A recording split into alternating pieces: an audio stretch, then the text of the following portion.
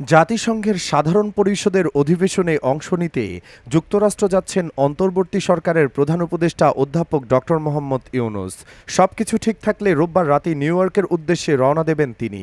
এই সফরে তার সঙ্গে থাকছেন বিএনপি, জামায়াতে ইসলামী ও এনসিপির কয়েকজন শীর্ষ নেতা, যা ইতোমধ্যেই টক অব দ্য টাউনে পরিণত হয়েছে। প্রথমবারের মতো কোনো সরকার প্রধানের সঙ্গে বিদেশ সফরে বিভিন্ন রাজনৈতিক দলের নেতাদের অংশগ্রহণকে সাধারণ ঘটনা মনে করছেন না বিশ্লেষক। এ নিয়ে বাড়ছে কৌতূহল। বুধবার সচিবালয়ে ব্রিফিংয়ে পররাষ্ট্র উপদেষ্টা মোহাম্মদ তৌহিদ হোসেন জানান, সফর সঙ্গীদের মধ্যে রয়েছেন বিএনপি মহাসচিব মির্জা ফখরুল ইসলাম আলমগীর, জামায়াতের নায়েবে আমির ডক্টর আবদুল্লাহ মোহাম্মদ তাহের এবং এনসিপির আক্তার হোসেন। তারা প্রধান উপদেষ্টার সাথেই যুক্তরাষ্ট্রের উদ্দেশ্যে ঢাকা ছাড়বেন। এ বিষয়ে জার্মান সংবাদ মাধ্যম ডয়েচে ভেলের এক প্রতিবেদনে জানানো হয়, মূলত দুটি কারণে রাজনৈতিক দলগুলোর নেতাদের সঙ্গে নিচ্ছেন ডক্টর ইউনূস। একদিকে তিনি বিশ্বকে দেখাতে চান দেশের রাজনৈতিক দলগুলো তার পাশে আছে, অন্যদিকে যদি যুক্তরাষ্ট্রে আওয়ামী লীগের নেতাকর্মীরা বিক্ষোভ করে তাহলে বিএনপি, জামায়াত ও এনসিপির নেতাকর্মীরা পাল্টা অবস্থান নেবে।